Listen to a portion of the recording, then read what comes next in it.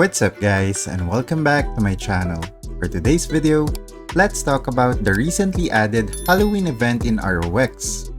But before we start the video, do you have problems AFK grinding in ROX? Do you always worry that you may overcharge or the battery of your phone, tablet, or laptop may overheat? Do you worry about your electricity bill when grinding using your personal computer that is running for days non-stop? Or do you encounter intermittent connection from your internet service provider, which disconnects your character when AFK grinding?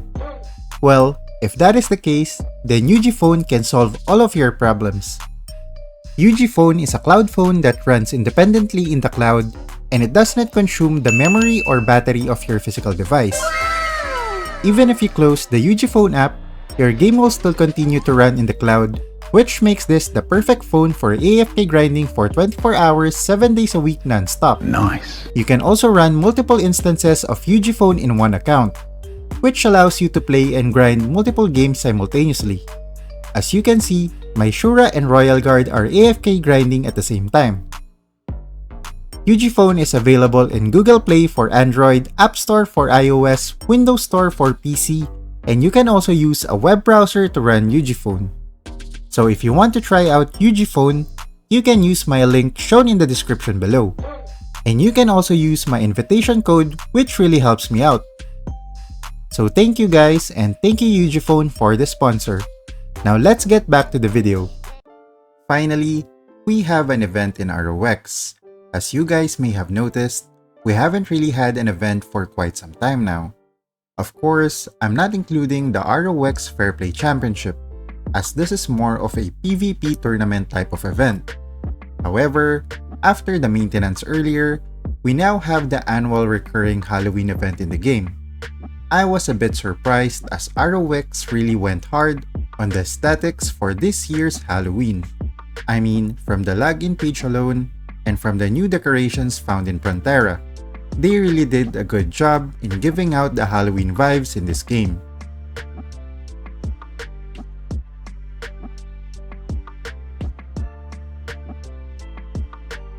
But when it comes to the gameplay and mechanics for this event, this is basically recycled from what we had from the previous year. Once you click the Halloween icon, you will see the main window for this event.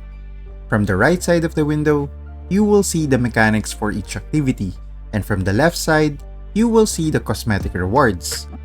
Similar to the cosmetic rewards from last year, the costume changes appearance depending on the in-game time.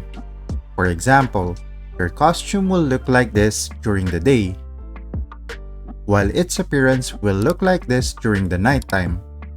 In addition to that, you can also see the mount reward for this event, and similar to last year, it can also change its appearance depending on the time of the day. I will talk about the cosmetic rewards later in the video, so make sure to stick around. For now, let's talk about the activities that we have for this event. The first one being the Twilight Banquet, which is basically a new instance that will appear on a specific schedule. If we read the details, the illusion will appear in the evening, specifically at 1900 to 2000 in-game time. For players in the Philippines, this will be at 8 PM Philippine time. From there, we will basically be fighting against MVP and mini monsters inside of Prontera. As mentioned earlier, this is similar to what we had last year.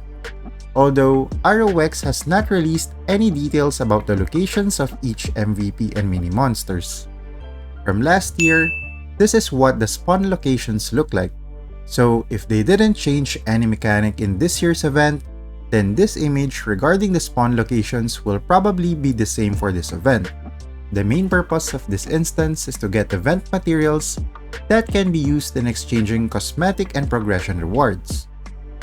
At the same time, you also have to take note of the different phases inside the instance, because whenever you reach a specific minute mark inside, a different MVP and mini monsters will spawn. There will also be a crazy hat monster that will appear inside this illusion, which will also grant players with great rewards. In addition to that, we will also be having a ranking system in this event, which is based on the number of points that each player has accumulated during the instance. Unfortunately, there will also be a daily limit on the event materials that we can get during this activity, so I am highly doubtful that we can easily get the cosmetic rewards from the costume to the mount and all the progression materials available in the exchange NPC. Most likely, we need to buy additional event materials in the exchange center if we really want to get all these rewards. Moving on to the second activity, which is the Banquet Letter. Again, this is similar to what we had from last year's Halloween event. This activity will also start in the evening at 7 PM Philippine time. From there, we need to decipher clues coming from NPCs that will spawn in Prontera. In order to get the clue from each NPC, we need to do a specific social action, for example dancing. This activity is quite easy as once you decipher the code, just send it in the world channel and you will get the rewards for this activity. Note that there is a chance to get the event mount when doing this activity, so make sure to complete this every day. Also take note of the code format before sending it out in the world channel. Now, you may be wondering, how do I find the NPCs? If I remember it correctly, an image of the NPCs will show up in this window once the event starts. And you can just click on them and your character will automatically go to the location of the NPC. So it's not really hard to complete this activity. Now, let's move on to the exchange NPC for this event. You will see Jack the NPC in front of the Odin statue in Prontera. I mean, former Odin statue, as this is now changed to a Halloween type of decoration. From there, you will see the number of materials required to get each reward in this event. One thing that I really appreciate in this exchange NPC is that they have given the players the opportunity to get progression materials in the store. So if you are the type of player that prefers progression over cosmetics, then you will absolutely like the rewards for this year's Halloween event. Finally, let me show you the costume for the male and female characters in the game.